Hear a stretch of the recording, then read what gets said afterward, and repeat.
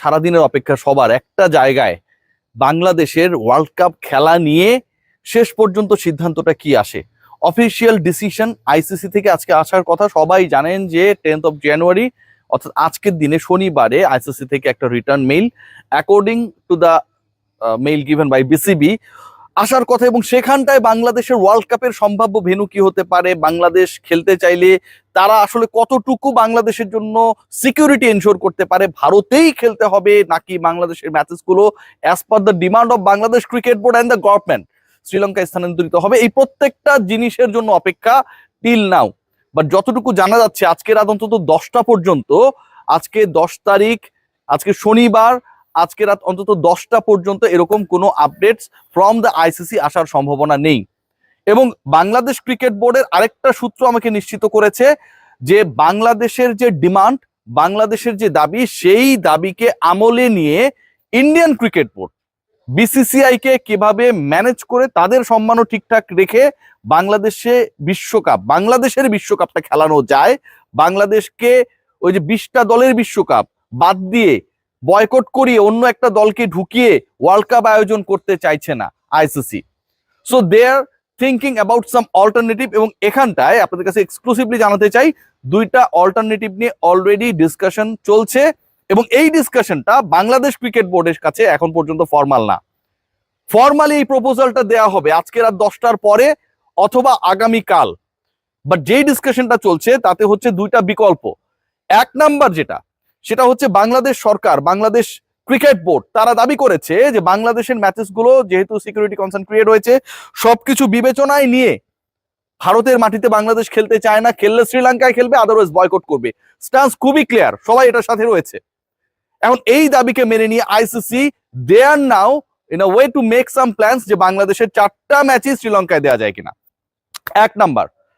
দ্বিতীয় যে এই 4টা ম্যাচই শ্রীলঙ্কায় দেয়, মানে এটা হচ্ছে এক নাম্বার যে পরিকল্পনা, সেই পরিকল্পনা উপপরিকল্পনা হিসেবে একটা ব্যাপার রয়েছে যে বাংলাদেশের মেজরিটি ম্যাচেস, ধরেন 4টা ম্যাচ বাংলাদেশ খেলবে, এই 4টা ম্যাচের মধ্যে 3টা ম্যাচ শ্রীলঙ্কায় দিয়ে একটা ম্যাচ হলেও ইন্ডিয়ায় খেলানো যায় কিনা, এবং সেটা এমন একটা ভেন্যুতে তারা খেলানোর চেষ্টা করবে যেই ভেন্যুতে আলটিমেটলি বাংলাদেশের জন্য নিরাপত্তা হুমকি নিয়ে যে আলোচনাটা হচ্ছে এবং খুবই ভ্যালিড আলোচনা, সেই হুমকির জায়গাটা অনেক বেশি সংকীর্ণ থাকবে।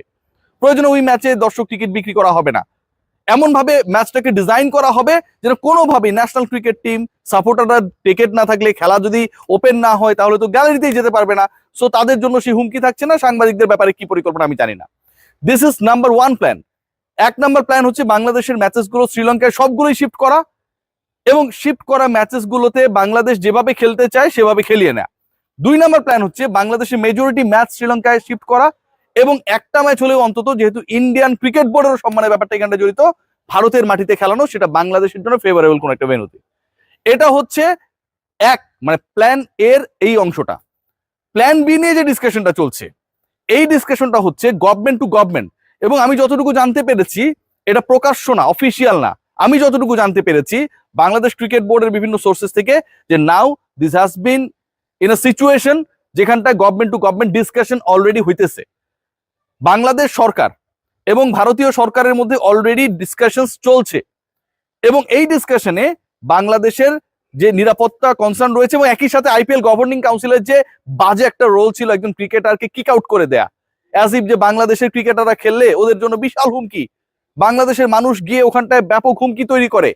বিসিসিআই যে রোল ছিল, আইসিসি গভর্নিং বডির যে রোল ছিল, কলকাতা নাইট রাইডার্সের যে রোল ছিল, যেভাবে তার পোস্টগুলোকে মুছে ফেলা হয়েছে মাত্র কয়েক মিনিটের মধ্যে, সবগুলোর ব্যাপারে একটা নেগোসিয়েশনে এসে বাংলাদেশ ক্রিকেট বোর্ডের কাছে একটা সরি বলা, এবং বাংলাদেশ সেক্ষেত্রে যদি তাদের দেশে যেতে রাজি হয় ওভাবে হোস্ট করা, এটা প্ল্যান বি।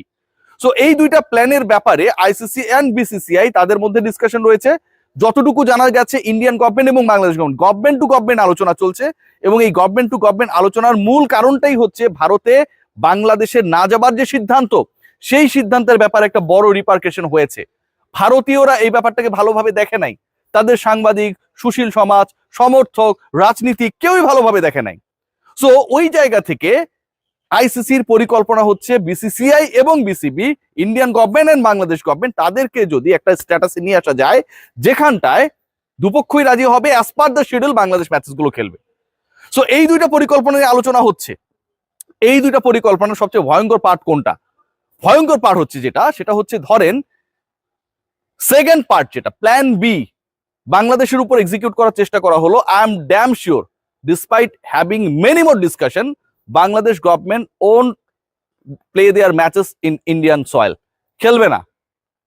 এবং সেক্ষেত্রে বাংলাদেশের বিশ্বকাপের ভাগ্য আগামী 12 তারিখ ম্যাক্সিমাম নির্ধারিত হয়ে যাবে এবং বাংলাদেশ সরকারের পক্ষ থেকে জানিয়ে দেওয়া হবে যে তারা বিশ্বকাপে অংশগ্রহণ করতে যাচ্ছে না। বাট প্ল্যান এ যেটা, এর আবার দুইটা পয়েন্টের কথা আমি বললাম, যে ডিসকাশনটা হচ্ছে যে বাংলাদেশের সকল ম্যাচে শ্রীলঙ্কায় শিফট করা, এবং এটার পেছনে আইসিসিতে যথেষ্ট লজিকও রয়েছে। ধরেন বিসিবি অ্যাজ আ বোর্ড তারা যদি ডিসাইড করে যে আমরা অমুক জায়গায় গিয়ে খেলবো না, আইসিসি সেখানটায় প্রেশার ক্রিয়েট করতে পারে। বাট যখন বাংলাদেশ একটা সভরিন কান্ট্রি হিসেবে এই দাবিটা করে বা করবে বা করেছে যে বাংলাদেশ রাষ্ট্র হিসেবে নিরাপদ ফিল করছে না তাদের ক্রিকেটাররা ভারতে গিয়ে খেলবে এবং সেটার পেছনে যথেষ্ট লজিক রয়েছে, ঠিক তখন আইসিসি সেটাকে 100% কাউন্ট করবে। পাকিস্তানের ক্ষেত্রে যেটা হয়েছে, ইন্ডিয়ার ক্ষেত্রে যেটা হয়েছে, পাকিস্তান তাদের ম্যাচেস গুলো পিসিবির ডিসিশনে না, পাকিস্তান সরকারের ডিসিশনে ভারতের মাটিতে খেলবে না। 23 ওয়ার্ল্ড কাপও তারা খেলেছিল কিন্তু ভারতে, কিন্তু পরবর্তী সময় বৈশ্বিক আসরগুলোতে তাদের গভর্নমেন্ট হ্যাজ ডিসাইডেড যে we are not willing to play any world cup matches, bilateral series matches in the soil of India.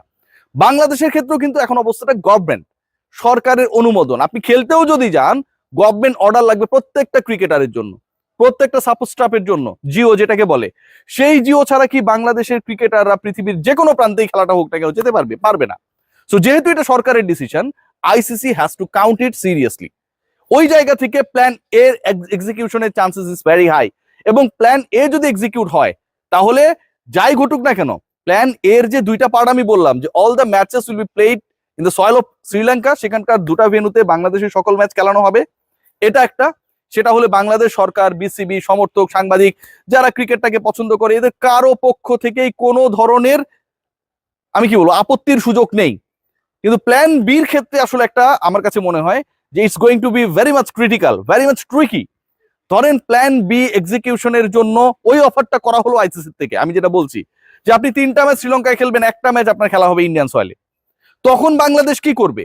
বলা হলো যে সিকিউরিটির কথা বলা হচ্ছে, যেহেতু আপনারা বলেছেন আমরা মেজরিটি দাবি মেনে নিয়েছি, 75% আমরা মেনে নিয়েছি, আউট অফ 4 ম্যাচেস 3টা ম্যাচ খেলানো হবে শ্রীলঙ্কাতে, একটা ম্যাচ ইন্ডিয়ায়। বিসিবি আমার কাছে মনে হয় একটা টেকনিক্যালি ট্রিকি সিচুয়েশনে পড়ে যাবে। সেই ক্ষেত্রে বাংলাদেশ ক্রিকেট বোর্ড কি করবে? প্রথমত বয়কট করতে পারবে না। কেন বয়কট করতে পারবে না? কারণ আপনার 3টা ম্যাচ তো শ্রীলঙ্কায় হইতেছে। দ্বিতীয়ত ওই একটা ম্যাচ, অবশিষ্ট ম্যাচটা বাংলাদেশ কি ইন্ডিয়া গিয়ে খেলবে, নাকি বাংলাদেশ ওই ম্যাচের পয়েন্ট ছেড়ে দেবে, যেটা অতীতে হয়েছিল, 99-তে যেটা হয়েছিল, 2003-এ যেটা হয়েছিল, সেই ঘটনায় তারা পদার্পণ করবে? আমার কাছে মনে হয় মানে এই মুহূর্তে একটা ব্যাপক ট্রিকি সিচুয়েশন ক্রিয়েট হতে যাচ্ছে।